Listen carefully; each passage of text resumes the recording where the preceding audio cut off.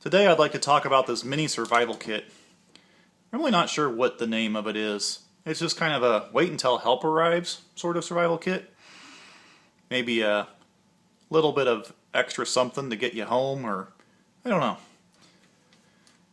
The intention of it is not to live in the forest forever, or in my case, live out here on the prairie forever. The intention is just get you by for a little while.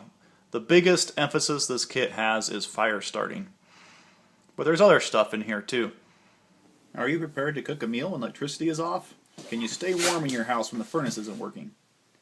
This video series is not about collecting 100,000 rounds of ammo. This series is about being prepared for events that occur every day. Producing a tornado 3 miles to the north. Every capable human prepares every day of our lives. We prepare to go to work. We prepare to go to bed. Heck, we even prepare to eat. Being prepared keeps us alive.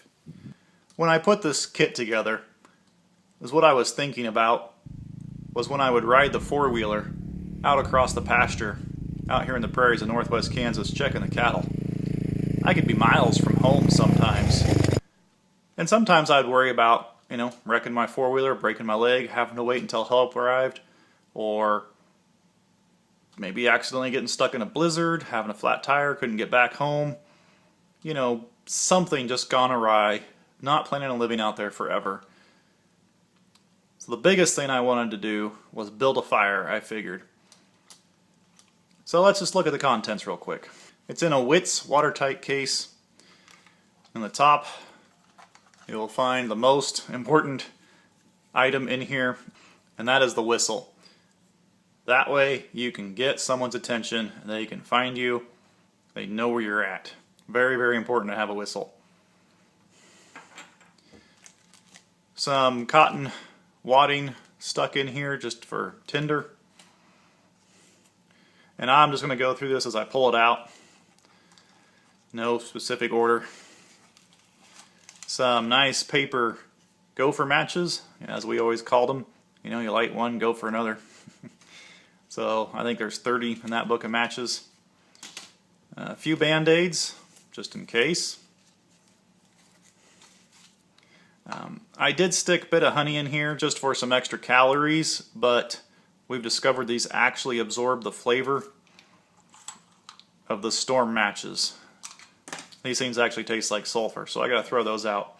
In my wife's kit, we ended up putting in vacuum sealed almonds, just like 6 or 7 of them in a little vacuum pouch. Ferro rod to help you start your fire, right? A lighter with duct tape around it. Lighter's nice, and duct tape is a good fire starter, and duct tape is good for all kinds of other things too. And also it helps keep the button from being pushed down while it's in the container. Little pocket knife. This is just a cheapo little Gerber, but it is a really good knife. I actually carried one of these for my everyday carry for a couple years. Really like these knives, so help you make a little bit of tinder, strike the ferro rod, all the good things that pocket knives are useful for. A little tiny fishing kit. There's a couple hooks in there, a couple sinkers, and I don't know, 15 or 20 feet of fishing line, something like that. And you might say, well, why the heck would you put a little fishing kit in there when you're out checking cows in the prairie of Kansas? Well, on our farm, I lived 3/4 of a mile from a river, which there was fish in. So sometimes I was within range of that river pretty easy. And not only that, but we had probably 5 or 6 ponds that year-round had fish in it, just within the few miles of my house. So there's a lot of fishing out here in Kansas, believe it or not. A lot of little ponds. A lot of big lakes too. So fishing's a pretty good way to get food. And speaking of food, I also have a pretty good knowledge of the plants that are edible around here too. Another use for the pocket knife is digging up purple poppy mallow, cutting apart prickly pear cactus, that kind of stuff. Safety pin, well, lots of reasons to have that.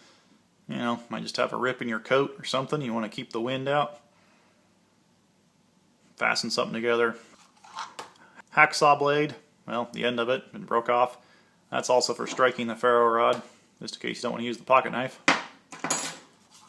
That's the striker for the stormproof matches. Wet Fire, which of course I cannot say enough good stuff about. Really do love that stuff. And a couple alcohol prep pads there just to clean it cut or something like that. Like I said, this is not a, survive for years when, the stuff hits the fan or something like that. It's not to survive the zombie apocalypse. My thinking was literally those hours that you might need when you find yourself in trouble for some reason and you just can't quite get back to civilization, or you gotta wait for someone to show up or something like that. And if I had to change one thing, I think I'd probably not have the lighter in there.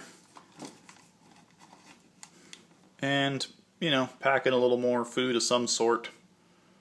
Add some more almonds or, I don't know, whatever could fit in there. Some more candy, something like that. The duct tape is kind of nice though.